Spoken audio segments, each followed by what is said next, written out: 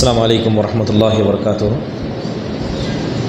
حامد و مصلیًا اما بعد، اعوذ باللہ من الشیطان الرجیم، بسم اللہ الرحمن الرحیم۔ لقد کان لکم فی رسول اللہ اسوۃ حسنہ۔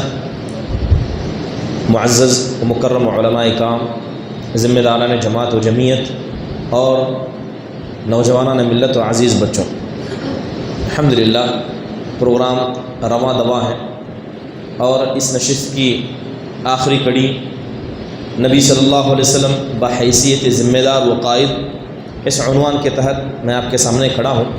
باذن اللہ تعالی مختصر وقت میں کچھ بنیادی باتیں آپ کے سامنے رکھی جائیں گی۔ اللہ سے دعا ہے کہ اللہ تبارک و تعالی ہم سب کو عمل کی توفیق دے اور نبی صلی اللہ علیہ وسلم کی سیرت سے ہمیں فائدہ پہنچائے، اور جو اسوہ اور نمونہ جو شریعت کے اندر نبی صلی اللہ علیہ وسلم کی شریعت سے، قرآن و حدیث کے احکام سے بتایا جاتا ہے، ہم میں سے ہر شخص کو اپنی زندگی میں اسے نافذ کرنے کی توفیق نصیب فرمائے، آمین۔ برادران اسلام، اللہ تبارک و تعالیٰ نے نبی صلی اللہ علیہ وسلم کو ہمارے لیے نمونہ بنایا ہے کہ آپ علیہ الصلاۃ والسلام ہمارے لیے ایک آئیڈیل ہے۔ آپ علیہ الصلاۃ والسلام کا چلنا، آپ کا بیٹھنا، آپ علیہ الصلاۃ والسلام کی دعوت و تبلیغ کا طریقہ، آپ علیہ الصلاۃ والسلام کی زندگی گزارنے کا نمونہ، ہر چیز ہمارے لیے قدوہ ہے۔ اور اللہ تبارک و تعالیٰ نے ہمیں حکم دیا ہے کہ اگر ہم اللہ والے بننا چاہتے ہیں اور اسی طرح دین پر صحیح طور پر عمل کرنا چاہتے ہیں تو نبی صلی اللہ علیہ وسلم کے اسوے کو زندگی میں نافذ کریں۔ میں نے آیت کریمہ پڑھی، مشہور آیت کریمہ ہے۔ اللہ فرماتا ہے کہ بے شک ہم نے رسول صلی اللہ علیہ وسلم کی زندگی آپ کے لیے نمونہ بنائی۔ جہاں تک بات قیادت کی ہے، ذمہ داری کی ہے، یہ ایک عظیم عمل ہے اور اس کے بارے میں بہت ساری باتیں آپ نے اس سے پہلے بھی سنی ہیں کہ ذمہ داری یہ ایسا عمل ہے یا ایسا کام ہے جس کے بارے میں قیامت کے دن سوال کیا جائے گا، اور جس شخص کو اللہ تبارک و تعالیٰ اپنے فضل و کرم سے ذمہ دار بنا دیتا ہے، اس کی بات ماننے کا حکم ہم سب کو دیا گیا ہے۔ پہلی چیز ذمہ داری کے تعلق سے اللہ تعالیٰ قرآن میں فرماتا ہے کہ یا ایھا الذین آمنوا اطیعوا اللہ واطیعوا الرسول واولی الامر منکم، کہ اے ایمان والو اللہ کی اطاعت کرو، اس کے رسول کی اطاعت کرو، اور جو تمہارے ذمہ دار ہیں ان کی بات مانو، چاہے وہ دین کے ذمہ دار علماء کے طور پر ہو، چاہے وہ جماعت و جمعیت کے ذمہ دار کے طور پر ہو، یا مسلمانوں کا قائد یا مسلمانوں کا امیر و سردار ہو۔ آپ دیکھیں کہ اللہ تبارک و تعالیٰ نے جب اپنی اطاعت کا حکم دیا، اس کے بعد اپنی رسول کی اطاعت کا حکم دیا، تو اللہ تعالیٰ نے ذمہ داروں کی بات ماننے کا بھی ہمیں حکم دیا ہے۔ تو یہ ذمہ داری کی اہمیت کو ہمارے سامنے اجاگر کرتی ہے۔ نبی صلی اللہ علیہ وسلم حدیث میں اسی ذمہ داری کے تعلق سے فرماتے ہیں کہ اگر 2 سے بڑھ کر 3 لوگ ایک جگہ اکٹھا ہوں اور وہ کوئی بھی کام کرنے کا ارادہ کرتے ہوں تو اللہ کے نبی کا حکم ہے کہ وہ 3 میں ایک انسان کو ذمہ دار بنائیں۔ وہ 3 بھی ہوں، چاہے وہ سفر کے لیے نکلیں، چاہے وہ حضر میں کسی مقام یا کسی جگہ کا ارادہ کریں، تو اللہ کے نبی حکم دیتے ہیں کہ ان 3 میں ایک شخص کو ذمہ دار بنا دیا جائے۔ آپ علیہ الصلاۃ والسلام فرماتے ہیں کہ اذا خرج 3 فی سفر فلیؤمر احدهم، کہ اگر 3 ایک ساتھ سفر میں نکل جائیں تو ضروری ہے کہ ان میں سے ایک شخص کو ذمہ دار بنا دیا جائے۔ گویا ذمہ داری ایک ایسا کام ہے جس سے ہم دور نہیں بھاگ سکتے۔ ذمہ داری سے یا ذمہ داری کا جو ایک رتبہ ہے اس سے ہم دور نہیں ہو سکتے، بلکہ یہ ذمہ داری کی اگر بات کی جائے تو اللہ تبارک و تعالیٰ نے فطری طور پر ہم میں سے ہر شخص کو ذمہ دار بنایا۔ یہاں موجود ہر شخص ذمہ دار ہے، یا تو کوئی اپنے عمل کا ذمہ دار ہے، یا تو کوئی اپنے گھر والوں کا ذمہ دار ہے، یا اللہ تبارک و تعالیٰ نے جو صلاحیت ہم میں سے جس شخص کو بھی دی ہے اس صلاحیت کے اعتبار سے وہ ذمہ دار ہے۔ تو گویا یہ نہ سمجھیں کہ ذمہ داری کوئی ایسا عہدہ ہے جسے انسان اپنی صلاحیت سے کماتا ہے، یا ذمہ داری کوئی ایسا عہدہ ہے جسے اللہ آسمان سے چن کر دے دیتا ہے۔ ذمہ داری یہ ایسا کام ہے کہ اللہ تعالیٰ نے ہم میں سے ہر شخص کو اس بات کی صلاحیت دی ہے کہ وہ ذمہ دار بن سکتا ہے۔ اسی لیے دیکھیں کہ جب بات ذمہ داری کی کریں تو یہ ذمہ داری ہماری فطرت میں رکھی گئی ہے کہ ہمارا کوئی سردار ہوگا، ہم اس کی بات مانیں گے۔ یہ بات صرف انسانوں کی نہیں بلکہ حیوانات میں ایسے کچھ حیوانات ہیں جو اپنے ذمہ داروں کی بات ماننے کے قائل ہیں۔ آپ نے بارہا سلیمان علیہ السلام کا واقعہ سنا ہے۔ اس میں ایک چونٹی تھی جو چونٹیوں کی ذمہ دار تھی، دیکھیں کہ ایک ذمہ دار نے آواز لگائی تو اس کی آواز پر ساری چونٹیوں نے لبیک کر کے اپنے بلوں میں داخل ہونے کو منظور کر لیا۔ آپ نے شہد کی مکھی کے بارے میں سنا، جانتے ہیں کہ شہد کی مکھی میں ایک رانی ہوتی ہے اور ساری شہد کی مکھیاں اس کی بات مانتی ہیں۔ اسی طرح یہ ٹڈیاں جو لشکر کے طور پر آتی ہیں، ان ٹڈیوں کا بھی ایک سردار ہوتا ہے، جو سردار جس طرف جاتا ہے ساری ٹڈیاں اس طرف جاتی ہیں۔ آپ دیکھیں انسان نہیں، ایسے حیوانات جو مکلف نہیں ہیں، ایسے حیوانات جن کو اللہ نے حکم نہیں دیا ہے، ان کے یہاں بھی ذمہ دار ہوتے ہیں اور یہ لوگ بھی ذمہ داری کو ادا کرتے ہیں۔ تو گویا یہ نہ سمجھیں کہ ذمہ داروں کی بات ماننا یہ ہمارے شان کے خلاف ہے، ہماری فطرت کے خلاف ہے، بلکہ اللہ تبارک و تعالیٰ نے ہماری فطرت کے اندر اس چیز کو رکھ دیا ہے کہ ہمارا کوئی ذمہ دار ہوگا اور ہمیں اس کی بات ماننی ہوگی۔ برادران اسلام، جہاں تک نبی صلی اللہ علیہ وسلم کی سیرت کو ہم پڑھتے ہیں تو نبی صلی اللہ علیہ وسلم ایک قائد اعظم تھے۔ آپ علیہ الصلوۃ والسلام کی قیادت، آپ علیہ الصلوۃ والسلام کے فیصلے، آپ علیہ الصلوۃ والسلام کے اخلاق، یہ قیادت کا سب سے اعلیٰ نمونہ ہے۔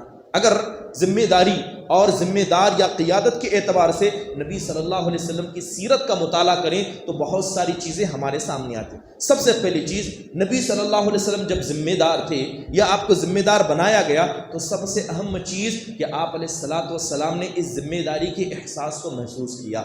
آپ نے اس ذمہ داری کو سمجھا کہ جو بوجھ مجھ پر ڈالا گیا ہے وہ کیا ہے۔ یہاں تک کہ اللہ تبارک و تعالیٰ نے آپ علیہ الصلوۃ والسلام پر مارے رحم کرتے ہوئے کہا کہ لعلک باخع نفسک الا یکونوا مؤمنین، اے اللہ کے نبی، ہم نے آپ کو رسالت کی ذمہ داری دی، ہم نے کہا کہ آپ دعوت و تبلیغ کریں، لوگوں تک پیغام پہنچائیں، مگر آپ اس دعوت و تبلیغ اور اس ذمہ داری کو ادا کرنے میں ہمیں خدشہ محسوس ہوتا ہے کہ کہیں آپ اپنے جان کو ہلاک نہ کر دیں، اپنے آپ کو ہلاکت میں نہ ڈال دیں۔ یہ نبی صلی اللہ علیہ وسلم کی ذمہ داری کے احساس نہیں تھا تو اور کیا تھا۔ جہاں تک عمل کی بات کریں، دعوت کی بات کریں، نبی صلی اللہ علیہ وسلم نے دعوت کے لیے اپنی وقت کو لگایا۔ بازار میں چلے جاتے، نبی صلی اللہ علیہ وسلم کسی کو اکیلا پا لیتے، راستے میں پاتے، مسجد کے اندر پاتے، جہاں جس شخص کو پاتے، چاہے بوڑھا ہوتا، مرد ہوتا، عورت ہوتی، جوان ہوتے، بچے ہوتے، اللہ کے نبی انہیں دین کی طرف بلایا کرتے اور یہ نبی صلی اللہ علیہ وسلم کی ذمہ داری کا احساس تھا۔ یہاں تک کہ جب موسم آتا، حج و عمرے کا موسم آتا، تو جیسے ہی بہت سارے قبیلے مکہ پہنچتے تو اللہ کے نبی ان کی طرف جایا کرتے۔ حدیث کے اندر آتا ہے کہ رات میں ایک قافلہ مکے قریب اترا، نبی صلی اللہ علیہ وسلم کو پتا چلا کہ رات میں مکہ کے ایک دور حصے میں قافلہ اترا ہے۔ رات میں نبی صلی اللہ علیہ وسلم تیار ہو گئے کہ ایسی جگہ جاؤں اور انہیں اللہ کی طرف بلاؤں، تو کہنے والوں نے کہا کہ اے اللہ کے نبی صلی اللہ علیہ وسلم، رات کا وقت ہے، رک جائیں، صبح ہو جائے تو آپ چلے جائیں۔ تو نبی صلی اللہ علیہ وسلم کہا کرتے کہ کیا بھروسہ کہ وہ قافلہ صبح تک یہاں رہے، کیا بھروسہ کہ وہ قافلہ صبح تک یہاں رہے۔ یہ نبی صلی اللہ علیہ وسلم کی ذمہ داری کا احساس تھا کہ آپ گئے اور رات میں جا کر آپ علیہ الصلوۃ والسلام نے دعوت کو پیش کیا۔ آپ سوق ذی المجاز میں جاتے اور اللہ کی طرف بلاتے، آپ کے پیچھے ایک شخص لگا جاتا، پتھر مارتا اور کہتا کہ لوگوں، یہ جو انسان تم سے کہتا ہے یہ جھوٹا ہے، یہ جھوٹا ہے۔ اور وہ شخص کون تھا؟ آپ کا چچا ابو لہب تھا۔ آپ علیہ الصلوۃ والسلام ایک اللہ کی طرف بلاتے، وہ پیچھے پتھر مار کر آپ کی دعوت کا انکار کرتا، لوگوں کو دور کرتا۔ کیا اللہ کے نبی صلی اللہ علیہ وسلم نے کسی کے اعتراض کی وجہ سے، کسی کے برا بھلا کہنے کی وجہ سے یا کسی کے مارنے کی وجہ سے ذمہ داری کو چھوڑا؟ اللہ کے نبی نے اسے ادا کیا، کیونکہ ذمہ داری کا احساس یہی ہے کہ چاہے لوگ تانا دیں، چاہے لوگ آپ کو برا بھلا کہیں، چاہے لوگ آپ کو قبول کریں یا رد کریں، اگر ذمہ داری کا احساس ہے تو اس کو ادا کیجئے۔ یہ نبی صلی اللہ علیہ وسلم کا اسوہ ہے۔ یہی بات اللہ کے نبی صلی اللہ علیہ وسلم کی اگر عمل کے طور پر دیکھیں، ابھی آپ کے سامنے بتایا گیا کہ نبی صلی اللہ علیہ وسلم کو بھی عمل کرنے کا حکم دیا گیا تھا، آپ کو بھی نماز کا حکم تھا، آپ کو بھی روزے کا حکم تھا۔ تو یہ ایک شخص ہونے کے طور پر، ایک اللہ کا بندہ ہونے کے طور پر آپ پر بھی بہت ساری ذمہ داریاں تھیں۔ آپ علیہ الصلوۃ والسلام نماز کو کیسے ادا کرتے تھے، آپ علیہ الصلوۃ والسلام روزوں کو کیسے ادا کرتے، یہ آپ علیہ الصلوۃ والسلام کی ذمہ داری کی احساس کی ایک دلیل تھی۔ برادران اسلام، نبی صلی اللہ علیہ وسلم کو صرف دعوت و تبلیغ یا عمل کرنے کا ذمہ دار نہیں بنایا گیا تھا۔ ابھی آپ نے نبی صلی اللہ علیہ وسلم کی عظمت پر سنا کہ نبی صلی اللہ علیہ وسلم کی عظمت بہت بڑی ہے، یہاں تک کہ آپ کی عظمت میں ایک بات یہ بھی آتی ہے کہ اللہ تعالیٰ نے آپ کو رسولوں پر گواہ بنایا کہ جو رسول آئے اور جو رسولوں نے دعوت کا کام کیا، ان کے دعوت کے کام پر اور اپنی رسالت کو ادا کرنے پر نبی صلی اللہ علیہ وسلم کو گواہ بنایا گیا۔ قرآن کے اندر آتا ہے، قرآن کے اندر ایک آیت کریمہ ہے، حدیث کے اندر آتا ہے کہ ایک مرتبہ اللہ کے نبی صلی اللہ علیہ وسلم نے حضرت عبداللہ بن مسعود رضی اللہ عنہ سے کہا کہ اقرأ علیہ، اے عبداللہ مجھ پر قرآن پڑھ کر سناؤ۔ تو حضرت عبداللہ بن مسعود کہتے ہیں اے اللہ کے نبی یہ قرآن آپ پر نازل کیا گیا اور میں پڑھ کر سناؤں؟ تو اللہ کے نبی کہتے ہیں کہ انی احب ان اسمع من غیری، کہ میں قرآن کو کسی اور سے سننا پسند کرتا ہوں۔ حضرت عبداللہ بن مسعود رضی اللہ عنہ قرآن پڑھنے لگے، یہاں تک کہ جب اس آیت کریمہ پر پہنچے کہ فکیف اذا جئنا من کل امت بشہید، کہ اس دن معاملہ کیا ہوگا، اس دن کا معاجرہ کیا ہوگا کہ جب ہر امت میں سے ایک شہید کو بلایا جائے گا اور آپ کو ان سب پر گواہ بنا کے بلایا جائے گا۔ ذمہ داری یاد دلائی گئی کہ آپ کوئی معمولی شخص نہیں ہے کہ آپ صرف ان کے ذمہ دار ہیں یا صرف ان کے بارے میں گواہ دینے والے ہیں، سب کی گواہی کے لیے آپ کو بلایا جائے گا۔ اللہ کے نبی کو ذمہ داری کا احساس ہوا، آپ علیہ الصلوۃ والسلام زار و قطار رونے لگے، آپ علیہ الصلوۃ والسلام رونے لگے اور آپ کی سسکیوں کو سنا۔ حضرت عبداللہ بن مسعود کے ہاتھ کو اللہ کے نبی نے پکڑا تو اللہ کے نبی صلی اللہ علیہ وسلم کی جب نگاہ اٹھا کر دیکھا تو اللہ کے نبی کی آنکھوں سے آنسو جاری تھے اور آپ کی داڑھی تر بتر تھی۔ برادران اسلام، یہی وجہ تھی کہ نبی صلی اللہ علیہ وسلم نے اسی ذمہ داری کے احساس میں اللہ تبارک و تعالیٰ کے سامنے دعا کرتے، آپ اس ذمہ داری کی آسانی کے لیے دعا کرتے اور اللہ تبارک و تعالیٰ سے توفیق مانگا کرتے۔ دوسری چیز یہ ہے، جہاں تک نبی صلی اللہ علیہ وسلم بطور قائد یا بطور ذمہ دار کہیں، اللہ کے نبی قوم کے خادم ہوا کرتے۔ آپ علیہ الصلوۃ والسلام کی سیرت پڑھیں، ایسا نہیں ہے کہ آپ اگر ذمہ دار بن گئے ہیں تو آپ کیا ہے خدمت کرنا چھوڑ دیں۔ ذمہ دار بنایا اس لیے جاتا ہے کہ آپ خدمت کریں، لہذا یہ نبی صلی اللہ علیہ وسلم کی سیرت، اس کی زندہ دلیل ہمارے سامنے موجود ہے۔ حدیث کے اندر آتا ہے، وہ حدیث آپ نے بارہا سنی ہے کہ نبی صلی اللہ علیہ وسلم قوم کے خادم کیسے تھے۔ اگر کسی کا بوجھ نہ اڑتا تو نبی ان کا بوجھ اٹھایا کرتے، اگر کسی کو کما کر دینے والا کوئی نہ ہوتا تو نبی کا کندھا ہوتا جو انہیں کما کر دیتا، مجبوروں کا سہارا اور حاجت مندوں کے رواں آپ علیہ الصلوۃ والسلام بنا کرتے۔ یہی وجہ تھی کہ جب پہلی وحی آپ پر نازل کی گئی آپ گھبرا گئے، آپ کو موت کا خدشہ ہوا، آپ اپنی بیوی حضرت خدیجہ بنت خویلد رضی اللہ عنہ کے پاس آئے تو حضرت خدیجہ نے اسی بات کا سہارا دے کر آپ کو تسلی دی کہ کلا واللہ لا یخزیک اللہ ابدا، خدا کی قسم وہ رب آپ کو رسوا نہیں کرے گا، وہ رب آپ کو رسوا نہیں کرے گا۔ کیوں نہیں رسوا کرے گا؟ اس لیے کہ آپ صلہ رحمی کرتے ہیں، آپ کے رشتہ دار آپ سے دور بھاگتے ہیں تو آپ رشتہ داری کو جوڑتے ہیں، آپ کیا ہے بوجھ، لوگوں کا بوجھ اٹھاتے ہیں، آپ کیا ہے لوگوں کے لیے کھانا اور سامان مہیا کرتے ہیں، یہاں تک کہ آپ ان لوگوں میں سے ہیں کہ لوگوں کے کیا ہے بڑے مددگار اور سازی ہوتے ہیں۔ اللہ تعالیٰ ایسے شخص کو کیسے رسوا اور ذلیل کرے گا؟ تو اللہ تبارک و تعالیٰ کی یہ جو آیت کریم، اللہ تبارک و تعالیٰ نے جو نبی صلی اللہ علیہ وسلم کو یہ فضل عطا کیا تھا کہ آپ ذمہ دار ہونے کے ساتھ قوم کے خادم ہوا کرتے۔ یہی وجہ تھی کہ جب اللہ کے نبی مدینہ پہنچے، صحابہ اکرام کو آپ نے مسجد بنانے کا حکم دیا تو اللہ کے نبی نے اپنے آپ کو الگ نہیں رکھا، اللہ کے نبی نے اپنے آپ کو صدارت کی کرسی پر نہیں بٹھایا، آپ لوگوں میں سے ایک تھے اور ان کے بیچ میں بیٹھ کر اللہ کے نبی کام کرتے۔ آپ بھی اپنے کندھے پر پتھر اٹھا کر لاتے، آپ علیہ الصلوۃ والسلام نے بھی مسجد کے جو مینارے تھے اسے کھڑا کرنے میں یا مسجدوں کے ستونوں کو کھڑا کرنے میں آپ علیہ الصلوۃ والسلام نے مدد کی۔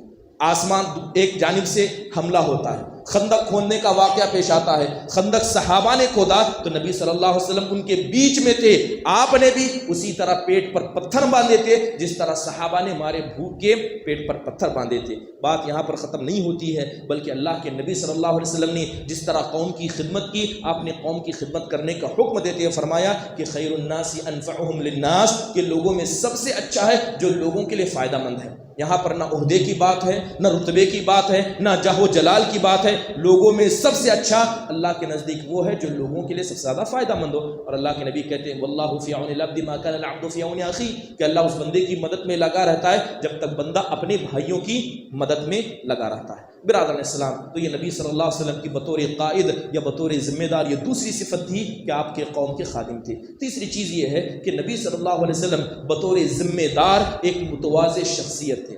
آپ علیہ الصلوۃ والسلام کے اندر تواضع تھا۔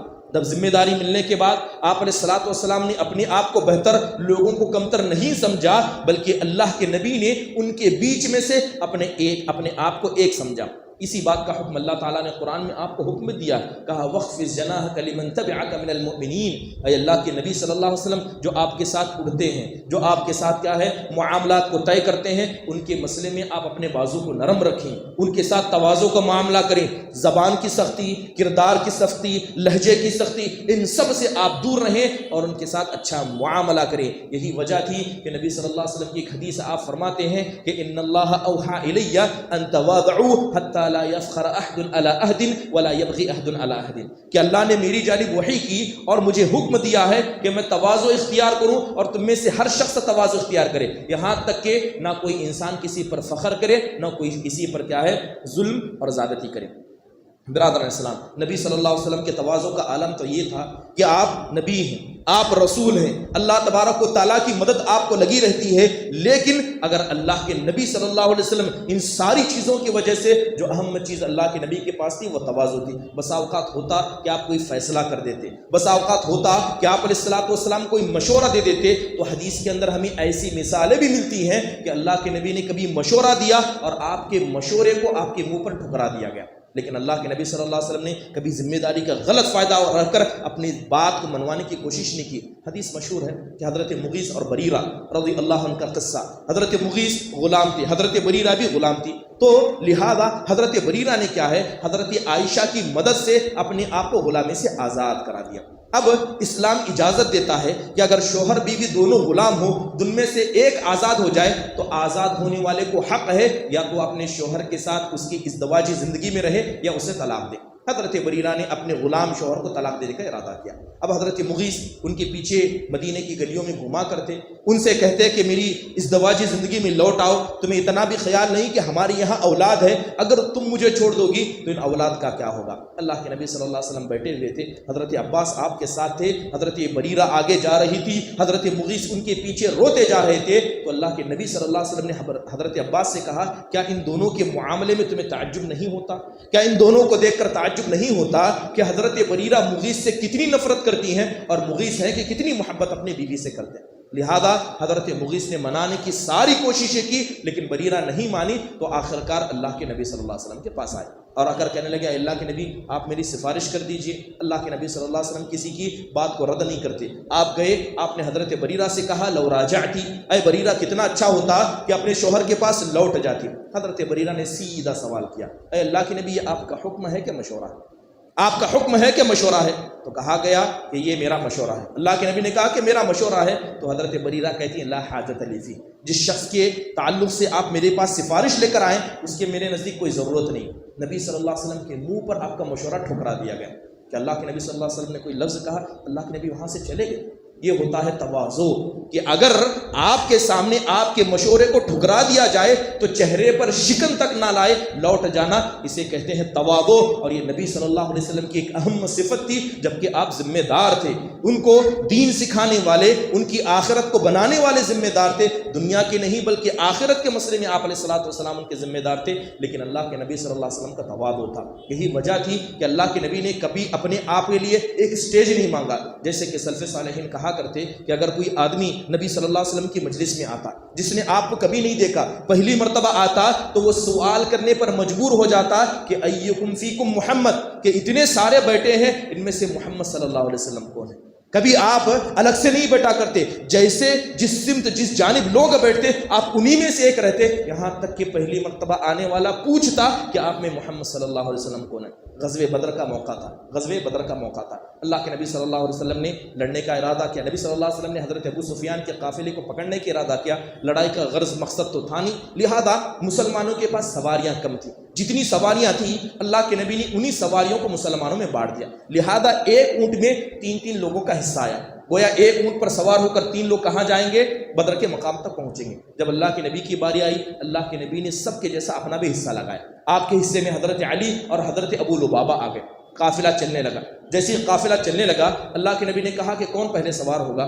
تو حضرت علی کہتے ہیں اے اللہ کے نبی صلی اللہ علیہ وسلم، آپ ہمارے نبی ہیں، رسول ہیں، آپ سے محبت ہے، ہم کیسے گوارا کریں گے کہ آپ پیدل چلیں اور ہم اونٹ پر سوار ہو جائیں؟ اے اللہ کے نبی یہاں سے لے کر بدر تک پہنچنے تک آپ سوار چلیے، ہم پیدل چلیں گے۔ اللہ کے نبی صلی اللہ علیہ وسلم کا تواضع دیکھیے، اللہ کے نبی کہتے ہیں کہ جہاں تک بات اونٹ پر بیٹھنے کی ہے، ما انتما اقوا منی، اونٹ پر اس شخص کو بیٹھنا چاہیے جو کمزور ہے، جو طاقتور ہے وہ چلے. جہاں تک بات طاقت کی ہے تو تم دونوں مجھ سے زیادہ طاقتور نہیں ہو. ولا اغنی عن الاجر عنکما، اور جس طرح پیدل چل کر تم اللہ تعالیٰ کے دین میں ثواب کمانا چاہتے ہو، اس ثواب سے میں بھی بے نیاز نہیں ہوں. تمہیں بھی ثواب کی ضرورت ہے تو مجھے بھی ضرورت ہے. اللہ کے نبی پیدل چلتے رہے، کبھی سوار ہوتے رہے. اللہ کے نبی نے اپنے لیے الگ نہ کرسی مانگی، نہ صدارت کی کرسی مانگی، اور نہ کوئی اور طریقہ اختیار کیا. یہ نبی صلی اللہ علیہ وسلم کا بطور قائد تواضع کی زندہ مثال ہے. برادران اسلام، اسی لیے شاعر کہتا ہے کہ جو انسان تواضع اختیار کرتا ہے وہ اس جگہ پہنچ جاتا ہے جہاں کوئی انسان نہیں پہنچتا. شاعر کہتا ہے کہ تواضع تکن کالنجم لا حال ناظر على صفحات الماء وهو الرفيع ولا تكن كالدخان يعلو بنفسه على طبقات الجو وهو وضيع. کہتے ہیں کہ تواضع اختیار کرو، اس چاند کے جیسے بن جاؤ گے. تواضع اختیار کرو، اس چاند کے جیسے بن جاؤ گے جو ہوتا تو اوپر ہے لیکن جب پانی میں دیکھا جائے تو پانی کے اندر نظر آتا ہے. چاند کیا ہے؟ ہوتا تو آسمان میں ہے لیکن جب پانی میں چاند کو دیکھتے تو وہ نیچے نظر آتا ہے. تواضع بنو تو ایسے بنو، اس دھوئیں کی طرح نہ بنو جو اپنے آپ کو آسمان میں بلند کرتا ہے اور آسمان میں جانے کے بعد ضائع ہو جاتا ہے. تو یہ تواضع کا فائدہ ہے، اور یہ نبی صلی اللہ علیہ وسلم کی اہم خاصیت تھی کہ اللہ کے نبی صلی اللہ علیہ وسلم بطور ذمہ دار ایک متواضع شخصیت ہے. برادران اسلام، نبی صلی اللہ علیہ وسلم صدق کے پیکر تھے. آپ علیہ الصلوۃ والسلام ذمہ دار بھی تھے، آپ ایک قائد بھی تھے تو سچے تھے. یہاں تک کہ لوگ زمانے جاہلیت میں آپ علیہ الصلوۃ والسلام کو الصادق الامین یعنی سچا اور امانت دار کہا کرتے تھے. یہاں تک کہ حدیث کے اندر آتا ہے کہ جب صحابہ اکرام کی ایک جماعت ہجرت کر کے ہرقل بادشاہ کے پاس پہنچی تو ابو سفیان نے قافلے کو روانہ کیا، خود گئے تاکہ وہاں سے ان لوگوں کو واپس لایا جائے جو ہجرت کر کے گئے تھے. تو ہرقل بادشاہ نے بہت ساری چیزوں کا سوال کیا، جیسے ابھی آپ نے سنا. ان میں سے ایک سوال نبی صلی اللہ علیہ وسلم کی سچائی کے بارے میں بھی تھا. تو ہرقل نے پوچھا هل کنتم تتهمونه بالکذب، یہ نبی جس نے نبوت کا دعویٰ تمہارے پاس آ کر کیا ہے، کیا اس سے پہلے تم ان پر جھوٹ کا الزام لگاتے تھے؟ تو لوگوں نے کہا کہ نہیں، کہ ہم نے کبھی ان کو جھوٹ بولتے ہوئے نہیں پایا. تو ہرقل کہتا ہے کہ جب یہ دنیا کے مسئلے میں جھوٹ نہیں بول سکتا تو تم نے کیسے تصور کیا کہ یہ اللہ کے مسئلے میں جھوٹ بولے گا؟ تو یہ سچائی نبی صلی اللہ علیہ وسلم کی تھی، اور بطور قائد یہ آپ علیہ الصلوۃ والسلام کی شخصیت تھی. نبی صلی اللہ علیہ وسلم ایک شجاع شخص تھے، ایک ذمہ دار ہونے کے ناطے ایک بہادر شخص تھے. یہاں تک کہ حدیث کے اندر آتا ہے کہ کنا اذا اشتد بنا البأس اتقینا برسول اللہ، کہ جب ہم پر کوئی مصیبت آ جاتی، ہم گھبرا جاتے تو اللہ کے نبی کی پیٹھ کے پیچھے آ کر ہم پناہ لیا کرتے. ہم اللہ کے نبی صلی اللہ علیہ وسلم کو سہارا بنا کر پیچھے ہٹ جایا کرتے، کیونکہ نبی صلی اللہ علیہ وسلم بہادری کی ایک زندہ مثال تھے. وہ حدیث آپ نے بارہا سنی ہوگی کہ مدینہ کے اندر ایک مرتبہ تیز چیخ آئی، صحابہ کی جماعت اکٹھا ہوئی اور کہنے لگے کہ چلو ہم جا کر دیکھتے ہیں کہ یہ چیخ آخر کس چیز کی ہے. جب صحابہ کی ایک جماعت وہاں جا رہی تھی تو کیا دیکھتے ہیں کہ اللہ کے نبی صلی اللہ علیہ وسلم ان سے پہلے سبقت لے گئے ہیں، آپ واپس آ رہے ہیں اور کہہ رہے ہیں کہ چلو کوئی بات نہیں، معاملہ سب کچھ بہتر ہے اور سب کچھ صحیح ہے. تو یہ نبی صلی اللہ علیہ وسلم کی شخصیت تھی بطور قائد اور بطور ذمہ دار. اس کے علاوہ نبی صلی اللہ علیہ وسلم کی شخصیت میں بطور قائد اور بطور ذمہ دار آتی ہے کہ آپ علیہ الصلوۃ والسلام کے پاس حکمت عملی تھی. آپ علیہ الصلوۃ والسلام بڑے دور اندیش تھے، اور یہ نبی صلی اللہ علیہ وسلم کی سیرت کا ایک درخشاں پہلو ہے. اگر نبی صلی اللہ علیہ وسلم کی حکمت کی بات کریں تو نبی صلی اللہ علیہ وسلم اتنے حکیم و دانا تھے کہ آپ معاملے کی جڑ تک پہنچنا پسند کرتے ہیں. حدیبیہ کا واقعہ مشہور ہے کہ حدیبیہ کے مقام پر جب نبی صلی اللہ علیہ وسلم عمرے کی غرض سے نکلے، مدینہ سے نکلے، آپ علیہ الصلوۃ والسلام اور صحابہ احرام کی حالت میں حدیبیہ کے مقام پر پہنچے تو مشرکوں نے آپ کو روک دیا اور بہت سارے قاعدے اور بہت سارے شروط لگا دیے. گویا ظاہر پہ یہ پتہ چلتا تھا کہ مسلمان دب کر صلح کر رہے ہیں، مسلمان ڈر کر صلح کر رہے ہیں. یہاں تک کہ حضرت عمر رضی اللہ عنہ جیسی شخصیت اس فیصلے سے راضی نہیں تھے. کبھی حضرت ابوبکر کے پاس جاتے اور کہتے کیا ہم حق پر نہیں ہیں؟ یہ نبی جو ہمارے ساتھ ہیں کیا یہ حق پر نہیں ہے؟ کیا اللہ کی ذات حق پر نہیں ہے؟ جب سب حق پر ہے تو دب کر صلح کرنے کی ضرورت کیا ہے؟ تو حضرت ابوبکر کہتے کہ اگر یہ فیصلہ نبی نے کیا ہے تو نبی سے بڑھ کر یا ہمارے یہاں کوئی فیصلہ کرنے والا نہیں ہے. حضرت ابوبکر عمر کو سمجھایا کرتے. نبی صلی اللہ علیہ وسلم نے فیصلہ کیا اور اللہ کے نبی وہیں سے واپس چلے گئے. لیکن نبی صلی اللہ علیہ وسلم کی حکمت عملی یہ تھی کہ آئندہ سال اگر آپ علیہ الصلوۃ والسلام اس سال زبردستی سے یا یہ کہیں کہ کافروں کی شرطوں کا انکار کر کے اس سال عمرہ کرنے بھی جاتے تو نبی صلی اللہ علیہ وسلم نہ اس طریقے سے دعوت کر پاتے جس طرح آپ واپس جانے کے بعد دوبارہ آئے اور دوبارہ دوبارہ آنے کے بعد اس کا واضح نتیجہ فتح مکہ کے طور پر دیکھا گیا۔ یہ نبی صلی اللہ علیہ وسلم کی حکمت عملی تھی۔ منافقین آپ کے پیچھے نماز پڑھتے تھے، آپ کو پتا تھا، اور آپ نے اپنے صحابی حذیفہ بن یمان کو منافقوں کے نام لے لے کر بتائے تھے کہ یہ منافق ہے، یہ منافق ہے۔ اللہ کے نبی نے انہیں کیوں چھوڑا؟ اللہ کے نبی نے انہیں کیوں قتل نہیں کیا؟ کہ اللہ کے نبی کے پاس طاقت نہیں تھی؟ کیا ہمت نہیں تھی؟ کیا لوگوں کی کمی تھی؟ اتنے سارے فتنے منافقوں نے مچائے، لیکن اللہ کے نبی نے انہیں ان کی حالت پر رکھا۔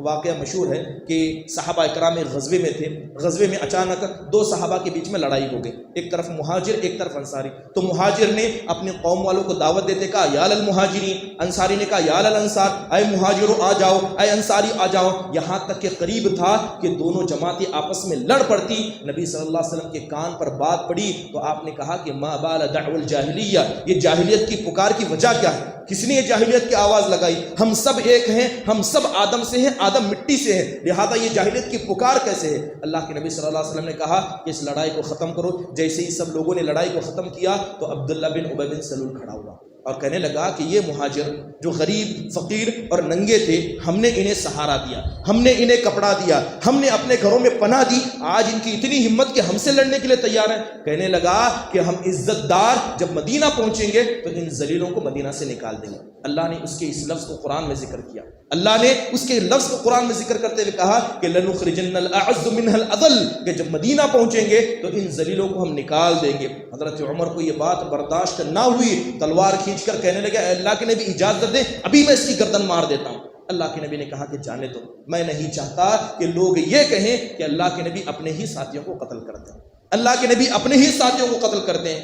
معاملہ کیا ہے؟ غور کریں کہ نبی صلی اللہ علیہ وسلم کی دور اندیشی، آپ ایک داعی تھے، آپ نہیں چاہتے تھے کہ ایک چھوٹا سا دھبا بھی آپ علیہ الصلوۃ والسلام کی شخصیت پر لوگ غلط طریقے سے لگائیں۔ آپ نے فتنے کو برداشت کیا، ان کی تکلیف کو برداشت کیا، ان کے غلط الفاظ کو برداشت کیا، اور آپ نے بطور حکمت عملی انہیں اپنے ساتھ رکھا اور انہیں کوشش کی کہ ان کے فتنوں کو کسی طرح ہو نرمی سے دبایا جائے۔ یہاں تک کہ وہ حدیث بھی مشہور ہے، یہ نبی صلی اللہ علیہ وسلم کی حکمت تھی کہ اللہ کے نبی صلی اللہ علیہ وسلم ہر قسم کے الزام سے بچنے کی کوشش کیا کرتے ہیں۔ ایک مرتبہ اللہ کے نبی صلی اللہ علیہ وسلم اپنی پیاری بیوی عائشہ صدیقہ رضی اللہ عنہ کے ساتھ بیٹھے ہیں تو اللہ کے نبی نے اپنی خواہش کا اظہار کیا۔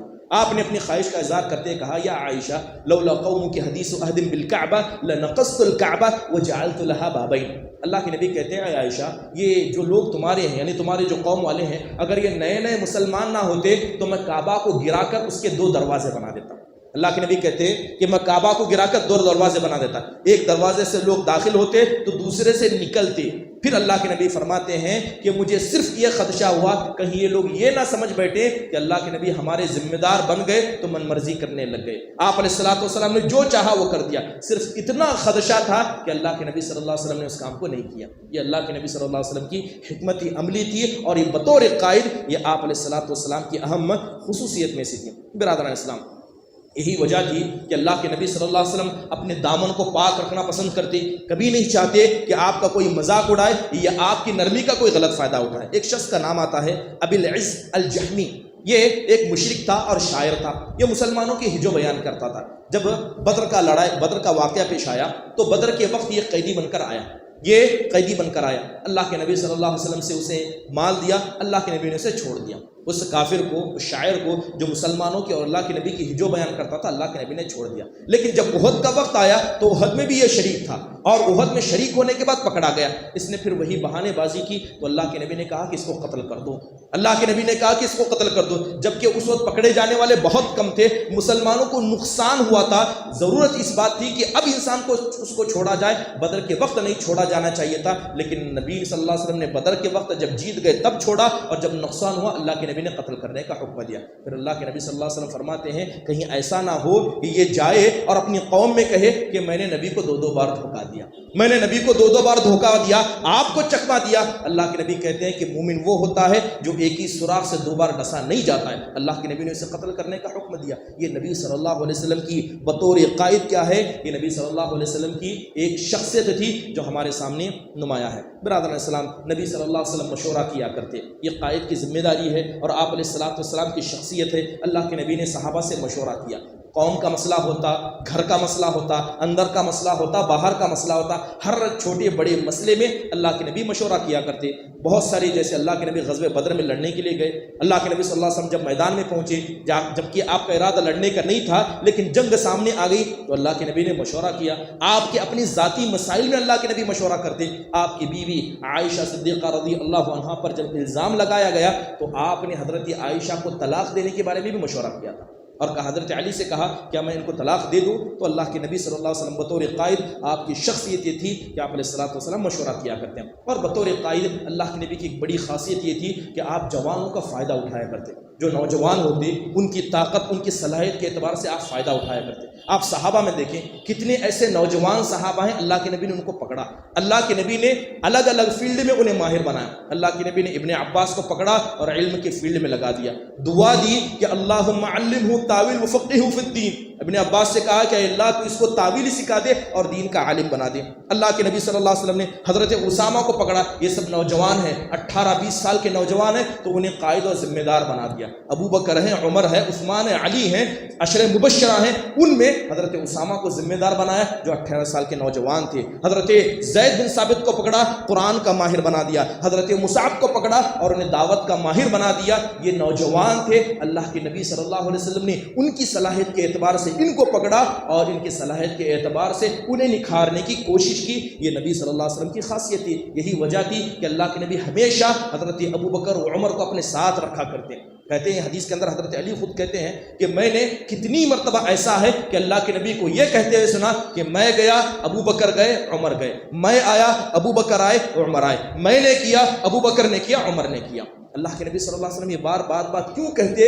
کیونکہ یہ آپ علیہ الصلوۃ والسلام کے بعد بننے والے قائد تھے، ذمہ دار تھے. کوئی قائد ذمہ دار یہ نہ سمجھے کہ وہ قوم کو اکیلے لے کر چل سکتا ہے. یہ قوم ہے تو قوم کی ضرورت قوم کو ہوتی ہے. یہ نبی صلی اللہ علیہ وسلم جو ہے نوجوانوں کا اس طرح فائدہ کرتے اور ان کا استغلال کیا کرتے ہیں. نبی صلی اللہ علیہ وسلم کی شخصیت کیا ہے؟ بطور قائد رحمت والی تھی. رحمت کے بارے میں آپ نے باتیں بارہا سنی ہیں. نبی صلی اللہ علیہ وسلم جب فیصلہ لینے آتے تو نبی صلی اللہ علیہ وسلم ایک بہترین فیصلہ لینے والے ہوتے. آپ علیہ الصلوۃ والسلام کی زندگی میں کئی ایسے معاملے آئے کہ آپ ذمہ دار تھے تو آپ علیہ الصلوۃ والسلام جب فیصلہ کر دیتے تو آپ اپنے فیصلے سے کیا ہے پیچھے ہٹا نہیں کرتے. وہ حدیث مشہور ہے کہ ایک عورت جس نے چوری کر لی، لہذا قوم کی بڑی عورت تھی، تو لوگوں نے آ کر سفارش کی کہ اس عورت کو چھوڑ دیا جائے، اس عورت کو چھوڑ دیا جائے. جب اللہ کے نبی صلی اللہ علیہ وسلم اپنے فیصلے سے نہ پھرے تو آپ کے محب، آپ کے محبوب کو بھیجا گیا، کہا گیا کہ آپ جائیے اور سفارش کیجئے. حضرت اسامہ آئے،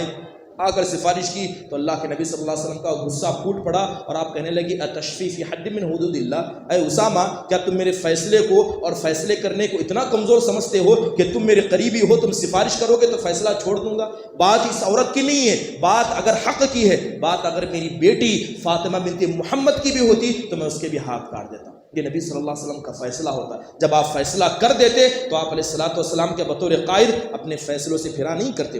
حدیبیہ کا وقت تھا، قوم کے بیچ میں بات مشہور ہو گئی کہ حضرت عثمان کو قتل کر دیا گیا. اللہ کے نبی نے کہا کہ موت پر بیعت کرو. اب بات نہ صلاحی کے لڑنے جھگڑنے کی، بات سیدھے موت کی ہے. اگر عثمان کو قتل کر دیا گیا تو اللہ کے نبی نے ہاتھ بڑھایا، 1400 صحابہ نے بیعت کی، اس بات پر موت کی بیعت کی. اللہ کے نبی کا فیصلہ طے تھا، یہاں بات ہلنے جلنے کی نہیں تھی. اس کے علاوہ بہت سارے فیصلے جو اللہ کے نبی صلی اللہ علیہ وسلم کی زندگی میں کیے گئے اور صحابہ نے آپ کی ماتحتی میں کیے. وہی موقع تھا کہ جب غزوۃ الاحزاب ہوا، منافقین اور خاص کر یہودیوں نے مسلمانوں کو دھوکہ دے دیا. جیسے ہی جنگ ختم ہو گئی، اللہ کے نبی صلی اللہ علیہ وسلم نے یہودیوں کو اتارنا چاہا اور کہا کہ اے بندر خنزیر کے بھائیوں نیچے اترو، کہ تم نے وعدہ کیا تھا کہ مل کر لڑیں گے اور تم نے دھوکہ دیا، اب تمہارا فیصلہ کیا جائے گا. وہ جانتے تھے کہ اللہ کے نبی ان کے معاملے میں سخت فیصلہ کریں گے، کیونکہ جب آپ فیصلہ کرتے تو آپ فیصلے کے وقت کسی ملامت کرنے والے کی ملامت سے نہیں ڈرتے. مارے ڈر کے انہوں نے کہا کہ ہم آپ کے فیصلے پر راضی نہیں ہیں، ہم ہمارے تجارتی پارٹنر حضرت سعد بن معاذ کے فیصلے پر راضی ہیں، اگر وہ فیصلہ کرے تو ہم راضی ہیں. ہیں. اللہ کے نبی صلی اللہ علیہ وسلم نے کہا چلو وہی تو وہی صحیح. اللہ کے نبی صلی اللہ علیہ وسلم نے حضرت سعد بن معاذ کو بلایا جن کو اسی جنگ میں تیر لگا تھا اور اللہ کے نبی نے مسجد کے بازو میں ان کے لیے خیمہ لگایا تھا. حضرت سعد کو بلایا گیا. اللہ کے نبی نے کہا اے سعد یہ قوم تمہارے فیصلے پر جانتی ہے, یہ قوم تمہارا فیصلہ جاننا چاہتی ہے. اے سعد تم کیا فیصلہ کرو گے؟ یہ بھول گئے کہ یہ نبی صلی اللہ علیہ وسلم کے ساتھی تھے جن کے ایمان کی گواہی اللہ نے آسمان سے دی. یہ بھول گئے تھے. حضرت سعد کہنے لگے اے اللہ کے نبی جتنے لڑنے کے لائق ہیں سب کو قتل کر دیجیے, ان کی عورتوں کو غلام بنا لیجیے, ان کے بچوں کو غلام بنا لیجیے. جن لوگوں نے اللہ اور اس کے رسول کو دھوکہ دیا یہ ہمارے ساتھی کیسے ہو سکتے ہیں؟ اللہ کے نبی کا چہرہ ہمارے خوشی کے کھلکھلانے لگا. اللہ کے نبی کہتے ہیں کہ لقد حکمت بحکم اللہ فوق سبع سماوات. اے سعد تم نے ان کے بارے میں وہی فیصلہ کیا جس فیصلے کو اللہ نے ساتوں آسمان سے ان کے بارے میں کیا. یہی فیصلہ اللہ کا تھا, یہی فیصلہ اس کے رسول کا تھا اور اسی فیصلے کو تم نے کیا. برادر اسلام, اس کے علاوہ نبی صلی اللہ علیہ وسلم کی زندگی کے بہت سارے ایسے پہلو ہیں جو بطور قائد آپ علیہ السلام نے کیا. بس ضرورت ہے کہ ہم نبی کی سیرت کو پڑھیں. نبی کی سیرت کیا ہے؟ ہمارے لیے نمونہ ہے, صرف سننے کے لیے نہیں بلکہ عمل کے لیے نمونہ ہے. اور جب انسان نبی صلی اللہ علیہ وسلم کی سیرت کو عمل کی نیت سے پڑھتا ہے تو اللہ تبارک و تعالیٰ ایسے سننے میں برکت دیتا ہے, ایسے بیٹھنے میں برکت دیتا ہے. اللہ سے دعا ہے کہ اللہ تبارک و تعالیٰ ہم میں سے ہر شخص کو اس بات کی توفیق دے کہ ہم نبی صلی اللہ علیہ وسلم کی سیرت کو قدوہ و نمونہ بنائیں. آمین. وآخر دعوانا ان الحمد للہ رب العالمین. السلام علیکم و رحمۃ اللہ.